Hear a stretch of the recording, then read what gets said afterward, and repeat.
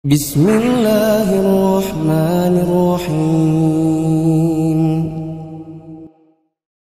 Ayo bawa harta ke surga. Dukung pembangunan sekolah Islam Mufid dengan donasi ke rekening atas nama Yayasan Muflih untuk Islam dan Dakwah. Bismillahirrahmanirrahim. Assalamualaikum warahmatullahi wabarakatuh. Innal hamdalillah nahmaduhu wa nasta'inuhu wa nastaghfiruhu wa na'udzu billahi min syururi anfusina wa min sayyiati a'malina may yahdihillahu fala mudilla lahu wa may yudlil fala hadiyalah. Asyhadu an la ilaha illallah wahdahu la syarikalah wa asyhadu anna Muhammadan 'abduhu wa rasuluhu la nabiyya ba'dah. Hadirin jamaah yang dirahmati Allah, kita bersyukur kepada Allah. Pada hari ini kita kembali bisa melanjutkan kajian Shalatul Mukmin jilid yang pertama. Dan malam hari ini kita akan masuk dalam subbab tentang al-asbab al-mu'inatu ala qiyamil lail. Hal-hal atau faktor-faktor yang bisa membantu seseorang untuk mendirikan sholat di malam hari. Dan sebelum kajian dimulai, silakan lihat kanan dan kiri. Mungkin kalau tidak kenal bisa kenalan terlebih dahulu.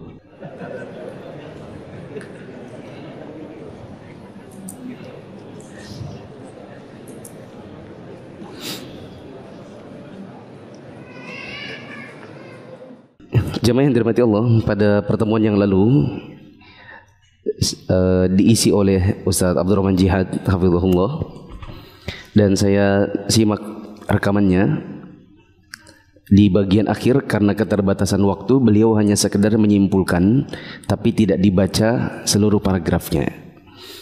Dan karena kita terbiasa untuk membaca seluruhnya, karena sambil mengecek siapa tahu ada kesalahan terjemah, jadi kita belum lompat ke subbab baru. Kita habiskan dulu sisa dari yang belum dibahas oleh Ustaz Jihad, yaitu pada paragraf wakhtalafal ulama, dan para ulama berbeda pendapat tentang manakah yang lebih afdal, panjangnya berdiri ataukah banyaknya sujud. Di buku berbahasa Arab halaman 474, sedangkan di buku bahasa Indonesia halaman 489.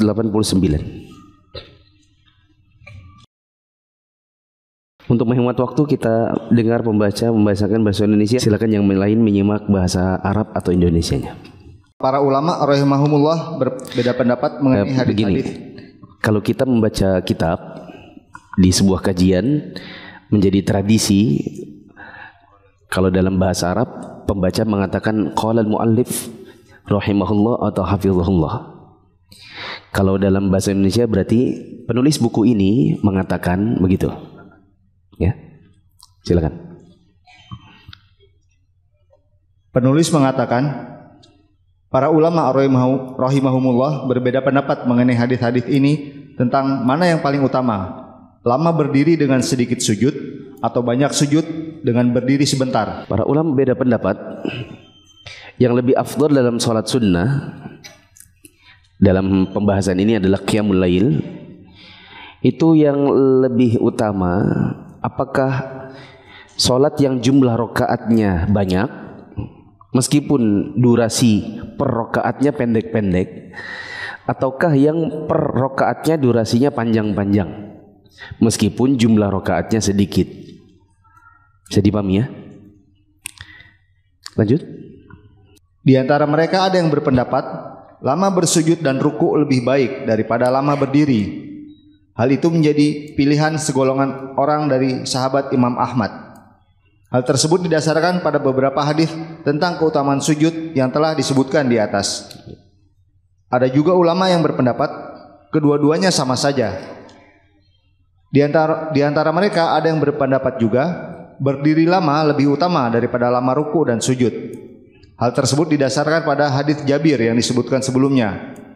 Sebaik-baik sholat adalah yang kunutnya lama.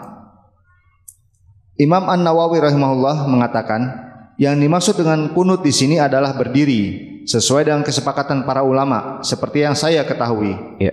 Para ulama di zaman dahulu mereka berbeda pendapat Ada yang mengatakan yang lebih bagus itu adalah yang banyak sujudnya, meskipun berdirinya itu durasinya pendek-pendek. Ada yang mengatakan yang lebih bagus itu yang berdirinya panjang, meskipun sujudnya sedikit, maksudnya jumlah rakaatnya sedikit. Sebagian lagi mengatakan kedua-duanya sama saja. Adapun kita di zaman sekarang, pembahasannya bukan lagi soal ini. Pembahasannya kita ini qiyamul lail atau tidak. Ya atau tidak? Kita di zaman sekarang tidak lagi memperdebatkan mana yang lebih utama, banyak rakaat, pendek sujud, apa banyak sujud, pendek berdiri. Karena perdebatan seperti ini toh juga tidak bermakna ketika yang membahasnya tidak qiyamul lail. Maka kita di zaman sekarang mungkin lebih tepat membahas mana yang lebih utama, tidur apa qiyamul lail, dan jelas jawabannya qiyamul lail. Qiyamul lail sudah lewat pembahasannya. Berapa rakaat paling sedikit? Berapa rakaat paling sedikit? 1, yaitu salat witir. Ya. Lanjut. Imam At-Tabari rahimahullah mengatakan tentang firman Allah Subhanahu wa taala, amman huwa qanitun ana al-laili sajidan wa qa'iman. Ataukah orang yang beribadat di waktu-waktu malam dengan sujud dan berdiri? Pada ayat ini maksudnya bacaan seseorang dalam keadaan berdiri dalam salat. Yang lain mengatakan al-qunut berarti ketaatan dan al-qanit berarti orang yang taat. Ibnu Katsir rahimahullah mengatakan amman huwa qanitun ana al-laili sajidan wa qa'ima. Ataukah orang yang beribadat di waktu-waktu malam dengan sujud dan berdiri? Ya, ini pada saat sujud dan berdiri. Oleh karena itu, ayat ini dijadikan dalil oleh orang yang berpendapat bahwa kata al-qunut berarti khusyuk dalam salat, bukan berarti berdiri saja, sebagaimana yang menjadi pendapat ulama lainnya. Ibnu Mas'ud radhiyallahu anhu mengatakan al-qanit berarti orang yang taat kepada Allah Azza wa Jalla dan Rasulnya sallallahu alaihi wasallam. Syekhul Islam Ibnu Taimiyah rahimahullah mengatakan memanjangkan salat baik dalam berdiri, ruku dan sujud lebih baik daripada memperbanyak berdiri, ruku dan sujud. Saya pernah mendengar Imam Abdul Aziz bin Abdullah bin Bas rahimahullah mengatakan para ulama berselisih pendapat tentang manakah yang lebih utama, berdiri lama dengan sedikit sujud ataukah banyak sujud dengan berdiri sebentar.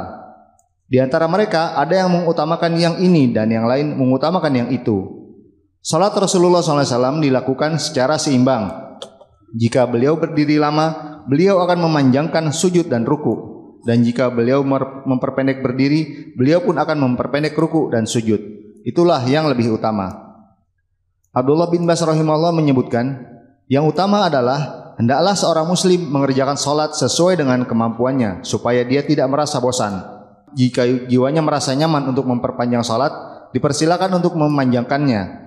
Jika jiwanya cenderung untuk memendekkannya, dipersilakan baginya untuk memendekkan salat. Kalau dia melihat bahwa memperpendek salat lebih khusyuk dan lebih dekat dengan hatinya, serta menenangkan hati nuraninya, dan dia merasa senang dengan ibadah seperti ini. Setiap kali sujud bertambah banyak, maka akan semakin utama. Jika seorang muslim mampu melakukan hal tersebut, yang lebih afdal adalah memanjangkan berdiri dengan banyak ruku dan sujud. Yang demikian itu salat yang seimbang. Jika berdiri lama, dia akan ruku dan sujud lama juga. Dan jika berdiri sebentar, dia akan ruku dan sujud sebentar pula. Nabi SAW sangat menikmati ibadah. Bahkan beliau pernah berdiri dalam salat malam sampai kedua kakinya bengkak. Aisyah radhiyallahu anha pernah bertanya kepada beliau, "Wahai Rasulullah, mengapa engkau lakukan hal ini? Bukankah Allah telah memberikan ampunan kepadamu atas dosa-dosa yang telah berlalu dan yang akan datang?"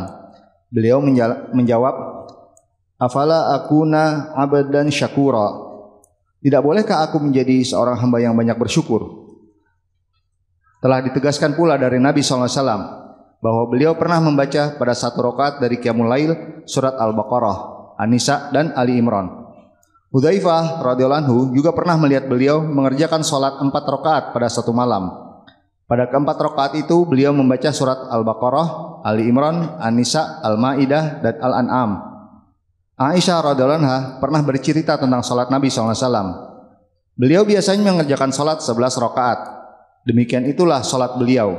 Yakni pada malam hari, beliau bersujud dalam salat itu selama kira-kira sama dengan lama bacaan 50 ayat oleh salah seorang di antara kalian sebelum beliau mengangkat kepalanya. Rasulullah SAW sangat menikmati hal tersebut dan tidak pernah merasa bosan dalam beribadah kepada Rabb-Nya yang maha perkasa lagi maha mulia. Bahkan salat menjadi suatu yang sangat menyenangkan bagi beliau. Dari Anas radhiyallahu anhu, dia bercerita, Rasulullah SAW pernah bersabda, "Hubbiba ilayya an-nisa'u wat-tibu wa ju'ilat qurratu aini fi shalah." Telah dikaruniakan kepadaku kecintaan kepada wanita dan wangi atau wangi-wangian, dan dijadikan kesenanganku ada pada salat. Salat merupakan saat beristirahat bagi Nabi SAW. Telah diriwayatkan dari Salim bin Abi Al-Ja'ad. Dia bercerita, ada seseorang berkata, seandainya aku salat dan beristirahat. Seakan-akan orang-orang mencelanya atas ucapan tersebut. Lalu dia berkata, aku pernah mendengar Rasulullah SAW bersabda, ya Bilal, aqimi sholata arihna biha. Wahai Bilal, kumandangkanlah iqamah salat, istirahatkanlah kami dengannya. Di paragraf ini ada hal yang sangat penting untuk kita resapi. Kata Nabi SAW, hubbiba ilayyan nisa wa tibu wa ju'ilat qurratu aini fis shalah. Dijadikan penyedap atau penyejuk mataku ada pada salat. Juga perkataan Nabi kepada Bilal, ya Bilal, aqimis shalah arihna biha. Wahai Bilal, dirikan salat dan jadikan kita beristirahat dengan salat. Kita lihat bagaimana Nabi SAW di zaman dahulu menjadikan salat itu sebagai waktu bagi beliau yang sangat menyenangkan, dan bahkan bagi beliau itu adalah bentuk istirahatnya. Adapun kita di zaman sekarang, karena keawaman sebagian kaum muslimin, mereka banyak yang merasa bahwa salat itu bukan waktu istirahat, tetapi justru beban. Kalau datang waktu salat, bagi mereka itu adalah bebannya. Lanjut. Adapun kepada umatnya, Nabi SAW pernah bersabda kepada mereka pada suatu hari, Khudhu minal a'mali ma tutiquna fa innallaha la yamallu hatta tamallu. Kerjakanlah amal-amal yang kalian mampu mengerjakannya, karena sesungguhnya Allah tidak akan merasa bosan hingga kalian sendiri yang bosan. Ya, maksudnya dari penulis ini, kalau memang kita bisa mengerjakan sholat malam, meskipun ini amalan yang tidak terlalu banyak jumlah rakaatnya, maka kerjakanlah.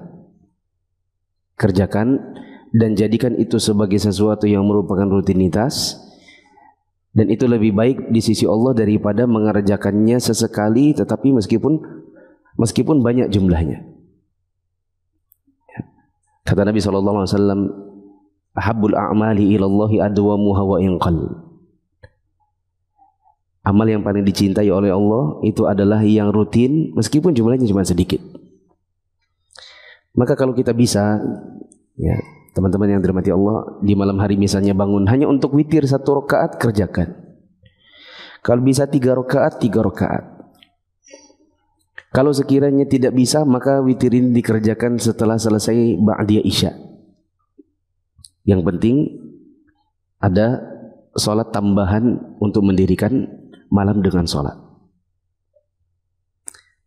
Sedikit lagi. Dari Abu Hurairah radhiyallahu anhu, dari Nabi Muhammad SAW, bahwasanya beliau pernah bersabda, inad dina yusrun walan yushaddad din ahadun illa ghalabah. Fasaddidu wa qaribu wa abshiru wasta'inu bil ghadwah warrauhah wa syai'in minad duljah wal qasda tablughu. Sesungguhnya agama itu mudah, dan tidaklah seseorang memberat-beratkan diri dalam agamanya, melainkan dia akan terkalahkan. Oleh karena itu, berusahalah melakukannya dengan benar atau mendekatinya.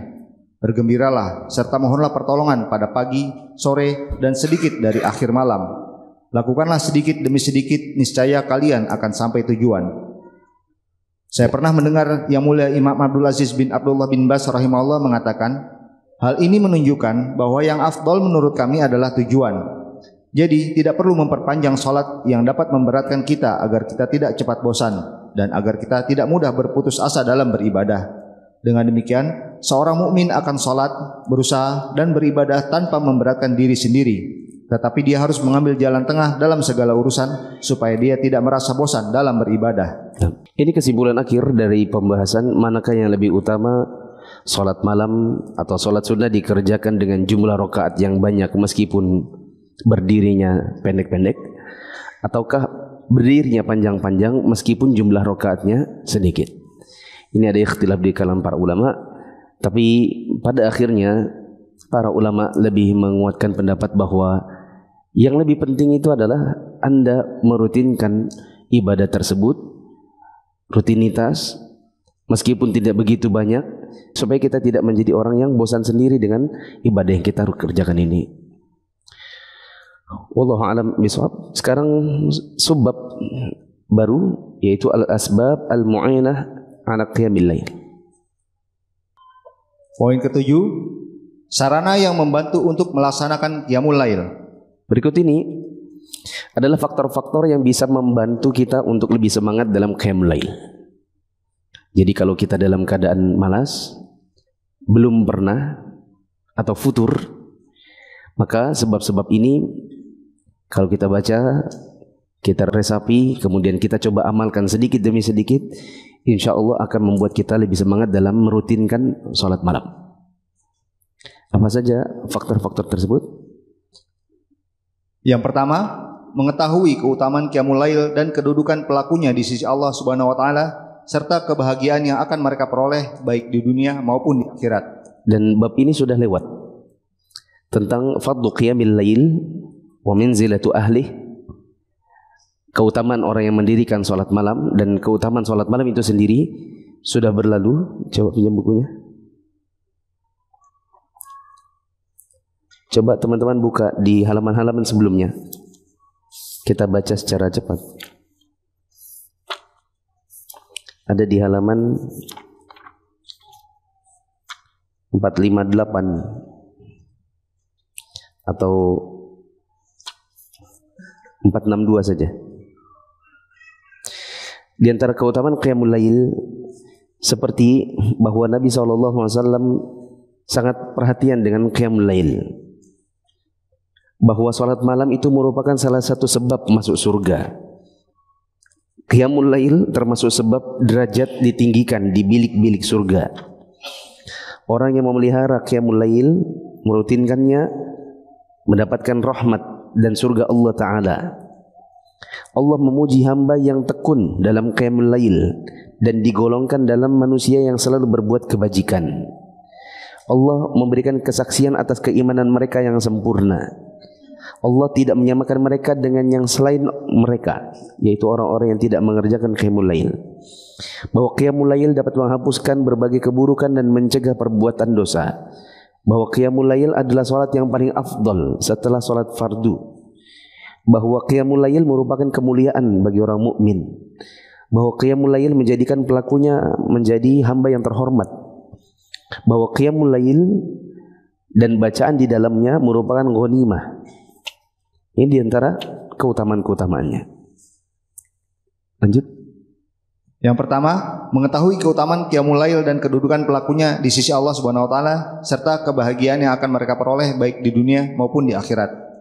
Mereka pun akan mendapatkan surga.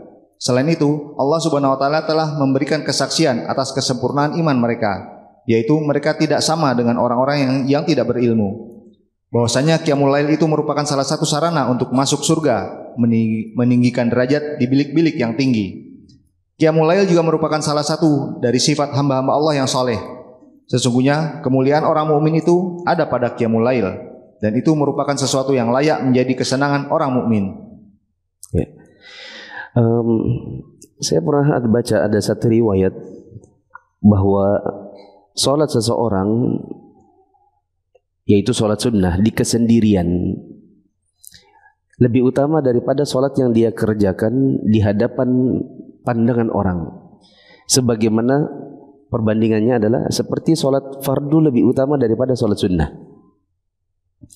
Keutamaan antara sholat yang dikerjakan di malam hari, misalnya sholat tahajud sendirian, hanya Allah, kemudian malaikat dan kita sendiri yang tahu, dikerjakan demikian tidak di hadapan pandangan manusia, dibandingkan sholat yang dikerjakan di hadapan pandangan manusia, itu seperti keutamaan sholat fardu di atas sholat sunnah. Ya. Maka dulu saya juga sering memberikan motivasi kepada teman-teman kalau lagi umroh. Kan di antara mereka ada yang semangat untuk mengerjakan sholat sunnah di Masjidil Haram.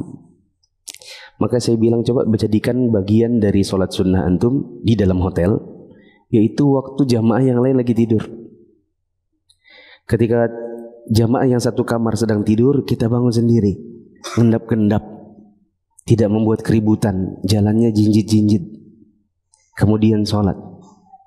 Ini lebih utama di sisi Allah. 6. Makanya sebagian di antara ulama salaf dahulu, ada di antara mereka yang mereka segera untuk mengerjakan sholat malam sebelum keluarganya bangun, dan sebelum keluarganya bangun mereka segera tidur, dan setelah keluarganya bangun nanti di sholat subuh baru mereka kemudian memarau, membuat suaranya seperti parau, seolah-olah baru bangun, padahal mereka sudah bangun dari tadi dan sudah selesai sholat malam. Nah, lanjut. Yang kedua, mengetahui tipu daya syaitan dan upayanya dalam menghambat qiyamul lail serta godaannya agar meninggalkan bangun pada malam hari. Hal itu didasarkan pada hadis Abdullah bin Mas'ud radhiyallahu anhu. Dia diceritakan di sisi Nabi SAW tentang seseorang yang tidur malam hari sampai pagi. Beliau bersabda, "Dzakara rajulun bala syaitanu fi udhuni." Itulah orang-orang yang dikencingi syaitan pada telinganya. Ya. Coba lihat teman-teman, bahwa di antara hal yang bisa membantu kita untuk bisa mengerjakan qiyamul lail adalah kalau kita tahu bahwa syaitan itu berusaha untuk membuat kita tidak bangun. Kalau perlu tidak bangun sampai minimal tidak bangun sampai dengan datangnya waktu azan subuh. Minimal. Kalau perlu bablas sampai pagi. Bagaimana cara syaitan membuat kita seperti itu? Nah, syaitan ini ibaratnya kalau ada lowongan pekerjaan, dicari yang pengalamannya itu 10 tahun. Nah, masalahnya syaitan ini bukan pengalaman 10 tahun. Pengalamannya sejak zaman Nabi Adam. Dia ini sudah sangat pengalaman. Bagaimana caranya membuat kita untuk tidak bangun? Minimal tidak bangun sampai datang waktu subuh. Kalau perlu bagaimana caranya tidak bangun subuh? Bagaimana caranya agar orang sudah pulang dari masjid baru bangun? Bagi yang sudah ngaji. Bagaimana caranya agar tidak bangun sampai pagi? Bagi yang awam yang tidak ngerti tentang kewajiban sholat subuh. Maka ketika diceritakan kepada Nabi tentang orang yang dia tidur di malam hari sampai datangnya waktu pagi, maka Nabi SAW mengatakan, "Dzakara rajulun bal syaitanu fi udhuni." Itu adalah orang yang syaitan itu mengencingi telinganya sampai-sampai dia tidak bangun untuk sholat. Selanjutnya, juga didasarkan pada hadis Abu Hurairah radhiyallahu anhu, Nabi SAW bersabda, "Ya'idu syaitanu ala qafiyati ra'si ahadikum idza huwa nama thalatha uqadin yadribu ala makani kulli 'uqdatin 'alaika laylun tawil farqud fa in istayqadha fa dzakara Allah in hallat 'uqdatun fa in tawadda'a in hallat 'uqdatun fa in shalla in hallat 'uqaduhu fa asbaha nasyitan thiban nafsi wa illa asbaha khabithan nafsi kaslana." Syaitan itu mengikat tengkuk kepala salah seseorang di antara kalian pada saat dia tidur dengan 3 ikatan. Pada setiap ikatan dituliskan, Kamu memiliki malam yang panjang, karena itu tidurlah. Jika dia bangun lalu berzikir kepada Allah, akan terlepas satu ikatan. Jika dia berwudu, akan terlepas lagi satu ikatan lainnya. Jika dia mengerjakan salat, akan terlepas satu ikatan lainnya. Semua tali terlepas, sehingga dia bangun pagi dengan penuh semangat dan jiwa yang segar. Jika tidak, dia akan berjiwa buruk disertai rasa malas. Ya. Ini hendaknya menjadi perhatian bagi kita semua. Bukan cuma yang belum ngaji, yang sudah ngaji pun kadang-kadang ditimpa dengan musibah, tidak bisa bangun subuh. Bagaimana kita kalau tidak bangun subuh? Nah, hari itu di sisi Allah kita menjadi orang yang khabithun nafs. Jiwanya bukan jiwa yang baik, jiwa yang buruk. Karena tidak bangun sholat. Menjadi orang yang malas. Ya. Kalau kemudian rezekinya seret, nah salahkan diri sendiri. Mungkin di situ hendaknya menjadi cambuk buat kita. Oh, saya ini mungkin melupakan Allah, makanya Allah juga lupa sama saya. Ada sebagian akhwat yang pernah telepon gitu. Ustadz, maaf nama saya Ummu Fulanah. Ya Ustadz tahu yang sering ngaji sama Ustadz namanya Fulan? Tahu. Minta tolong Ustadz, sudah lama kami ini tiap pagi isinya bertengkar saja. Dan membuat rumah tangga itu menjadi tidak nyaman. Soalnya tiap dibangunkan subuh susah. Sementara suka ikut kajian. Nanti kalau saya nasihati marah. Padahal ikut kajian. Ya. Ya begitu teman-teman. Makanya saya bilang tadi, bukan cuma bagi orang awam untuk menata tidur hingga bisa bangun sholat ini, kadang-kadang juga jadi musibah bagi sebagian orang yang meskipun sudah ngaji lama. Nah, lanjut. Didasarkan pada hadis Abdullah bin Amr bin Al-As radhiyallahu anhu, dia bercerita, Rasulullah SAW pernah berkata kepadaku, Ya Abdullah, la takun mithla fulan, kana yakum minal laili fataraka qiyamal lail. Hai Abdullah, janganlah engkau seperti si fulan yang dulu mengerjakan qiyamul lail, kemudian dia meninggalkan qiyamul lail. Juga didasarkan pada hadis Abdullah bin Umar radhiyallahu anhu, bahwasanya dia pernah bermimpi, lalu dia menceritakan mimpi itu kepada saudara perempuannya, Hafsah Ummul Mukminin radhiyallahu anha. Kemudian Hafsah menceritakannya kepada Rasulullah SAW. Beliau pun bersabda, Ni'mar rajuli Abdullah law kana yusalli minal lail. Sebaik-baik orang adalah hamba Allah jika dia mengerjakan salat pada malam hari. Setelah peristiwa itu, dia tidak pernah tidur pada malam hari kecuali sedikit sekali. Ya. Ada dua Abdullah di zaman Nabi yang pernah diriwayatkan tentang mereka seputar qiyamul lail ini. Pertama adalah Abdullah bin Amr bin As yang pernah dinasihati Nabi SAW. Nabi bilang, wahai Abdullah, jangan seperti si fulan. Dahulu dia rutin sholat malam, sekarang sudah tak pernah lagi. Abdullah yang satu lagi adalah iparnya Nabi, yaitu Abdullah bin Umar, saudaranya Hafsah, di mana Hafsah ini anaknya Umar bin Khattab yang menjadi istri Nabi. Maka Umar juga mertuanya Nabi. Suatu hari Abdullah bin Umar mimpi, lalu kemudian diceritakan mimpi ini kepada Hafsah. Hafsah kemudian menceritakan kepada Nabi. Maka Nabi pun berkomentar. Kata Nabi SAW, sebaik-baik pemuda adalah Abdullah bin Umar jika dia sholat malam. Maka komentar Nabi dipindahkan oleh Hafsah kepada siapa? Abdullah bin Umar. Maka sejak saat itu Abdullah bin Umar tidak mau lagi meninggalkan sholat malam, karena diberitahukan keutamaan dirinya oleh Nabi SAW bahwa dia sebaik-baik pemuda jika sholat malam. Lanjut. Dari Abu Hurairah radhiyallahu anhu, dia bercerita, Rasulullah SAW bersabda, Innallaha yabghudu kulla ja'dhariyyin jawadhin sakhabin bil aswaq. Jifatin bil laili, himarin bin nahari, alimin jahilin bi amril akhirah. Sesungguhnya Allah membenci setiap orang yang kasar dan suka makan, orang yang suka berteriak-teriak di pasar-pasar, menjadi bangkai di malam hari dan keledai di siang hari, dan yang pandai dalam urusan dunia tetapi bodoh dalam urusan akhirat. Perhatikan jemaah yang dirahmati Allah. Allah membenci orang yang keras, suka membantah, yang suka berteriak di pasar, dan apa kata Nabi? Jifatin bil lail. Kalau di malam hari kayak bangkai. Apa maksudnya? Di malam hari hanya tidur. Kemudian himarin bin nahar, menjadi keledai di siang hari. Maksudnya apa? Apa seburuk-buruk suara? Suara keledai.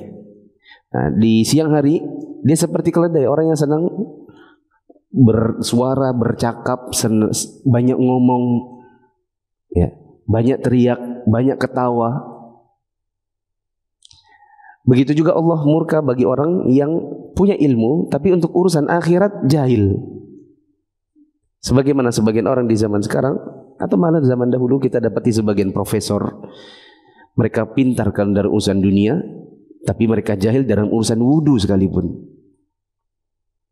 Ya, slogan mereka adalah orang barat sudah sampai ke bulan, kalian masih sibuk urusan cebok.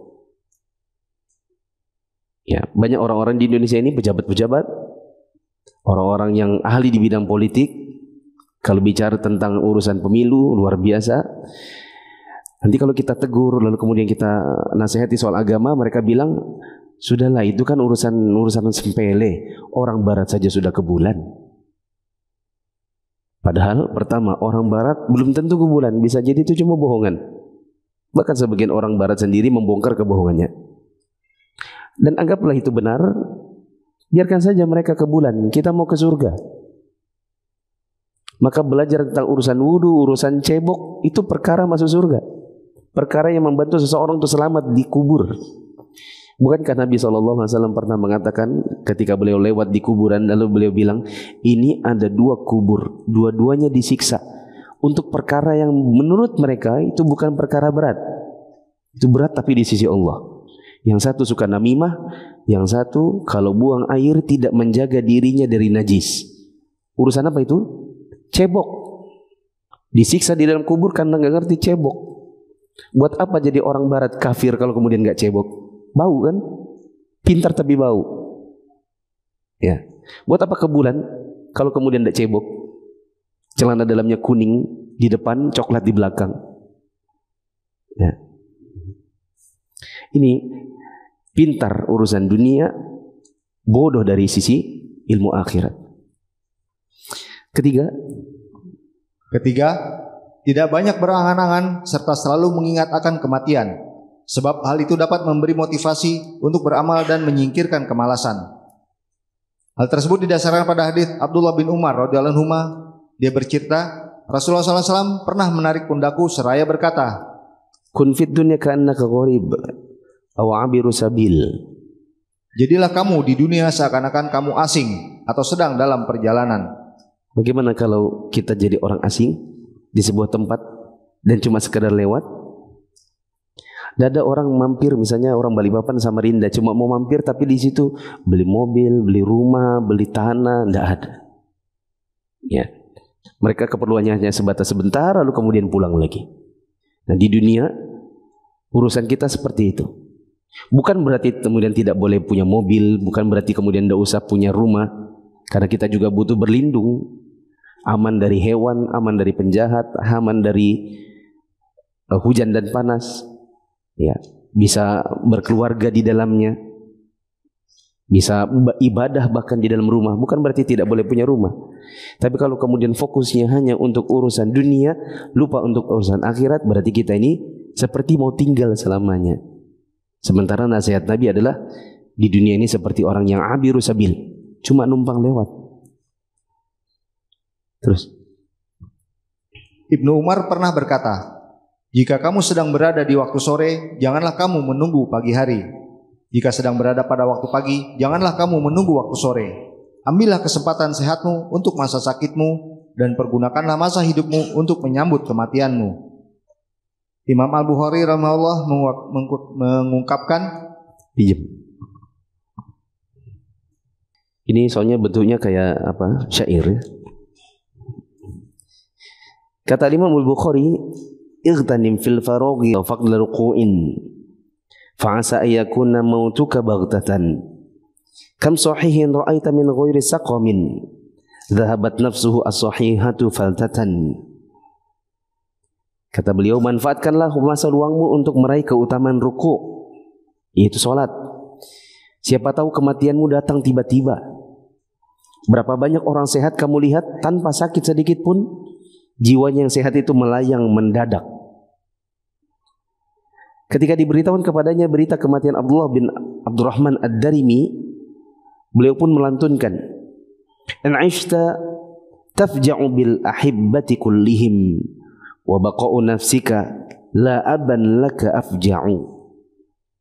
Jika hidup kamu akan bersedih karena kematian semua yang kamu cintai, adapun hidupmu sendiri sesungguhnya lebih menyedihkan.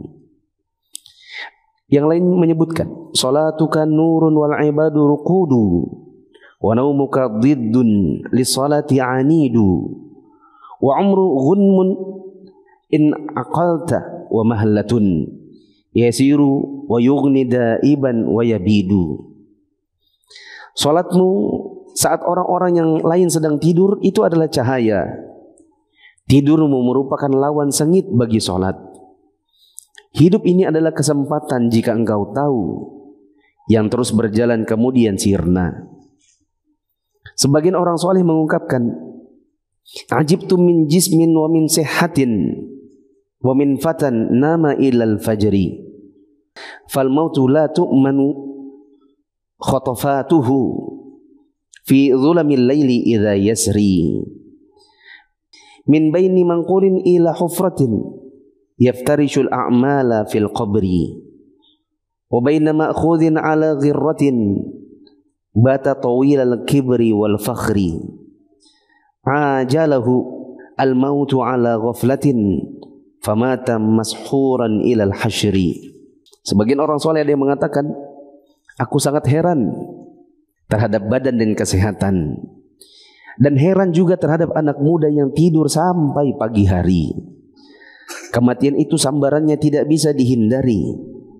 Dalam kegelapan malam itu jika telah datang, di antaranya ada yang dipindahkan ke liang, beralaskan amal perbuatan yang telah dihamparkan di dalam kubur. Dan ada yang disambar secara tiba-tiba, yang sebelumnya sombong dan penuh kebanggaan. Dia dijemput kematian lebih cepat dalam keadaan lengah, maka matilah dia dalam keadaan menyesal hingga sampai di padang mahsyar. Ini syair-syair yang dibawakan oleh penulis yang mengajak kita untuk memperbanyak amal, mempersedikit angan-angan, ya, mempersedikit terlalu banyak berkata ingin ini dan ingin itu. Karena banyak dari kita keluar sepagi-paginya, pulang agak malam. Rata-rata yang dicari semua ujung-ujungnya adalah uang. Dan dari uang ini kemudian berkaca kepada orang yang punya lebih banyak, kita berkata, saya mau juga seperti itu. Kita punya motor, orang lain punya mobil, kita bilang punya mobil juga. Orang lain punya mobil baru, kita punyanya second, kita bilang mau yang baru juga. Orang punya mobil yang bagus dan mahal, kita mau yang seperti itu juga. Lalu kita berusaha mengejar, kita keluar sepagi-paginya, pulang dan larut malam.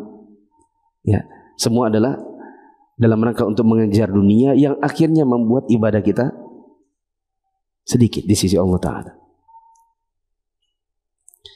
Coba kita ini jamaah, mari kita berpikir sejenak masing-masing. Ramadan kemarin puasanya itu diterima atau enggak kira-kira? Sedekah yang kemarin sudah kita keluarkan itu kira-kira di sisi Allah diterima atau tidak? Banyak atau tidak? Jangan-jangan juga sedekahnya sedikit. Jangan-jangan masih ada zakat yang harusnya dibayarkan di bulan Ramadan kemarin enggak tertunaikan sampai sekarang. Jarang sholat sunnah. Sekarang kalau ke masjid sholatnya hanya sholat wajibnya, jarang sholat sunnahnya. Kita berharap orang berhusnuzon sama kita. Oh, datang terlambat karena sholat sunnah qobliyahnya di rumah. Padahal tidak. Begitu salam kita langsung bangkit karena kita berharap orang husnuzon bahwa kita akan sholat ba'diyah di rumah. Padahal tidak. Kita memang sudah lama tidak qobliyah, tidak ba'diyah. Apalagi sholat malam. Ya. Kalau kemudian hanya sedemikian ibadah yang kita kerjakan lalu kita akan pulang kepada Allah Ta'ala, yang kita khawatirkan adalah ternyata ibadah kita masih sedikit, sementara dosa yang kita tumbuk-tumbuk begitu banyak. Lanjut. Keempat, mempergunakan masa sehat dan luang agar perbuatan yang dikerjakan dicatat sebagai amal. Apa maksudnya yang nomor 4 ini? Ightina musihati wal faraghi liyuktaba lahu ma kana ya'mal. Kata penulis,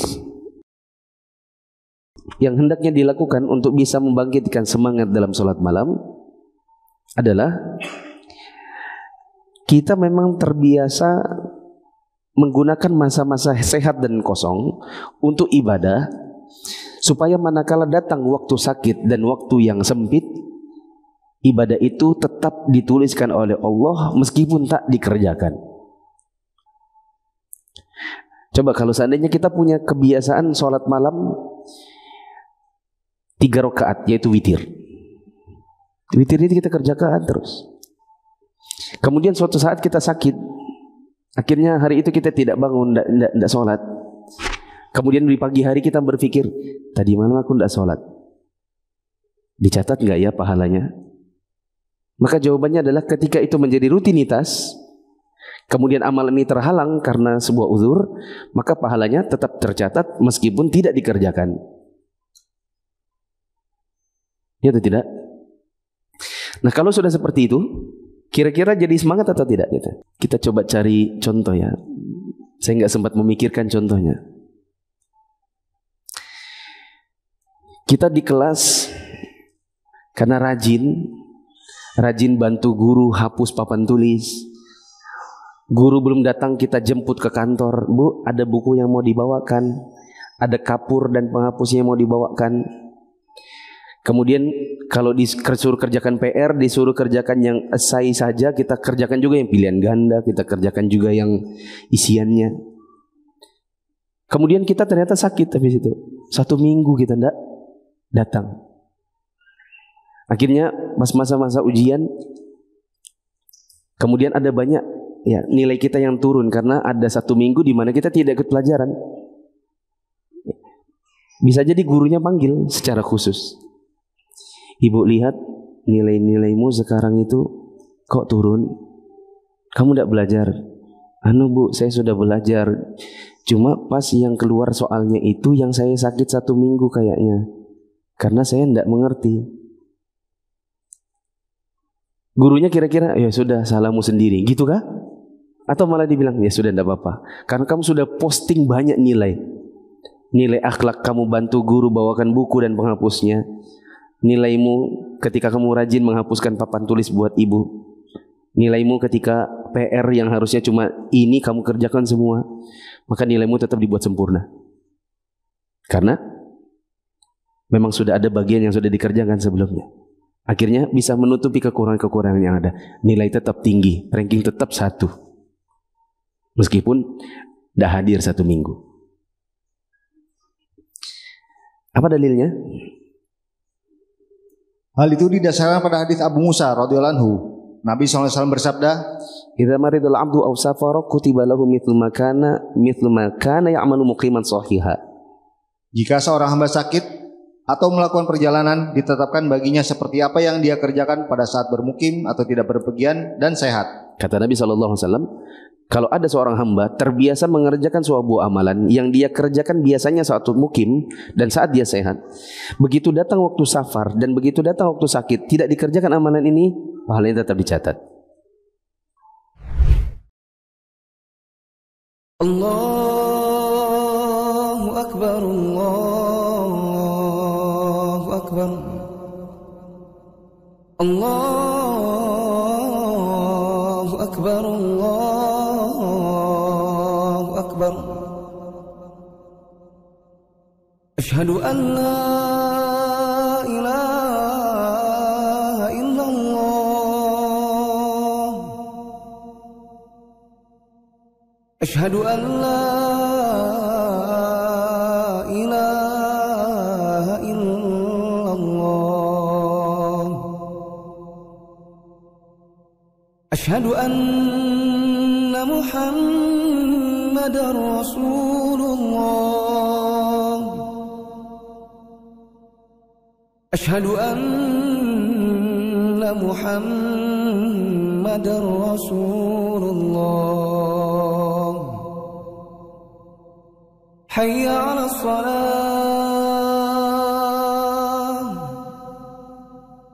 حي على الصلاة حي على الفلاح حي على الفلاح الله أكبر الله أكبر لا إله إلا الله.